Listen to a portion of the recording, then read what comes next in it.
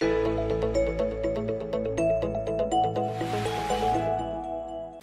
everyone to the second part of our mini-series on Inyanei Shalosh Shavuot and Avelut. I'm here again with my longtime chavruta and friend, Rabbi Dr. Gidon Rothstein. Actually, we started learning in this yeshiva 100 years ago, and we continue off and on to this day.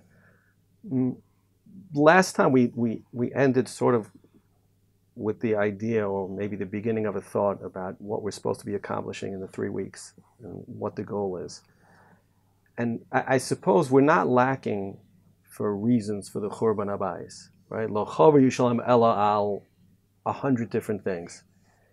How do we take those 100 different things and sort of incorporate them into our 3 weeks observance so that it's not just, okay, I'm not taking showers, I'm not doing laundry, but I'm actually working towards something? I think it's a great question. I think it's a great question particularly because I feel like you said the phrase Lo chaver Yerushalayim ela, but I feel many people know this. I read it someplace. I feel many people know this Gemara in Yoma that says that the second Beis HaMikdash was destroyed because of Sinas Chinam, which is absolutely an important Gemara, and that led to this important idea, Rav Kook has it and others have it, that one of the ways to find our way to the rebuilding is through Avas Chinam. For sure. We're good with that. We're good with that, right? For sure.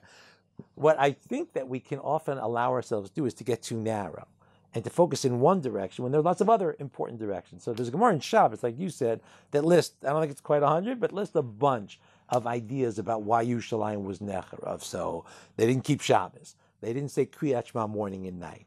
It's Hushvu Koton V'Gadol, which I think means that there are people, we don't like talking about the fact that some people have a greater nobility of character or nobility of Torah knowledge or nobility of contribution to the Jewish people than other people, and there's supposed to be some recognition of some of those things. So let's say, there's the old joke about the guy by doing it for the kavod. But the truth is that the person who arranges communal functions deserves respect just for their dedication in doing that. There are all sorts of people all over the place. Another one is Shebizu Talmidei Chachamim. So I think people today might think that, well, we don't mistreat Torah scholars. So let's say you can think of Gedolim who everybody treats with respect. But I know plenty of perfectly wonderful Torah scholars who don't necessarily get the respect that they deserve by virtue of who they are. Right? There's they didn't reprimand each other. So I think often to myself, can you think of a way? I've thought about this a lot. Somebody's doing something wrong in front of you. Is there any way really today that a good friend, with a really, really good friend maybe, but not with a good friend, that you can say to them just gently, and not because you're any better than them, and not because you're but just gently, I don't think this is the way we handle these things, right? So I think these are questions, and so if we said to ourselves, you know what, the Gemara thinks that Yerushalayim was in a bad place in lots and lots of ways, and we do better if we could, the more of those we fix, the better off we are, the closer we are. This is Rambam in the beginning of the 5th chapter of Hilchos that always strikes me. The Rambam talks about the fact that we keep these historical fast days because, now I would have thought he would have said, because we're still doing what they were doing. But he doesn't say that. He says, because they were doing what we're doing. He makes the focus on us, and it's sort of like any generation, any door that the Beis Hamikdash is not rebuilt in, it's like it was destroyed in that generation. So I feel like when we see these Gemaras and we see that we're still doing these things, so it's a chance for us to say, sure, more Havas Chinam is great, less Lashon Hara is great, all these things are great. Boy, another one is the Bitlu Anshe Amana. You couldn't trust people in business anymore. So today, do we feel like all the Orthodox, even the Orthodox Jews we know, are very careful in their business dealings to be perfectly honest and perfectly, maybe yes, if that would be good, then great. But I feel like there's all these areas that we could look at and focus on better and say to ourselves, these are goals for us to do as a people that give us a chance to get back to the Yerushalayim that we want. I think the problem is, first of all, you're 1,000% right about Tochacha. I think the Gemara says, right, we don't know how to give, we don't know how to get. Right? But when you say to somebody, this kind of behavior caused the destruction of the Beis HaMikdash, that's like the nuclear option. I don't think I'd say to them, this caused the Beis HaMikdash. The Gemara has said it. All I'm saying is, just let's look at that Gemara and say, here's another place to put our efforts. Meaning, if you said to me, I want to reach X goal, and here's the way I have to reach it. And I said to you, you know what, though? I have 7 other ways that will also contribute, meaning you're going to work on this thing, but you'll get tired at some point of that thing. You won't be able to do that anymore of that thing. I'll say, okay, fine. It's like crop rotation. It's not really like crop rotation, but it's not a bad analogy, right? So if this isn't working for now, work on this and work on this. Then the more options you have to work on things, the more ways you have to make progress. And every piece of progress is great. So why not make progress along 7 avenues, too? Okay, good. So I want to turn my 3 weeks into a time of tshuva. The Avelut is a form of tshuva. I want to do that. You know me. Give me 3 of the list. So I think Jewish Not to make it education. too personal. I think Jewish education is a good one. Bitlu bat tinokos shel beit rabban.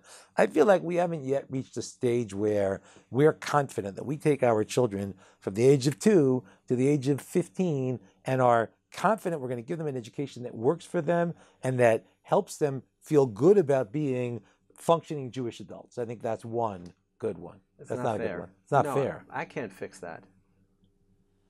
You can't fix that. I want 3 things that an individual can take upon themselves. All the communal problems are communal problems, and we can help or we can't help, but I'm not going to fix those 3. But there are 3 character traits I could fix in myself. So you're talking about character traits. I don't think that I'll stick with education for a second, and I'll go on 2 other ones. I don't think it's only about what are we going to actually do with the schools.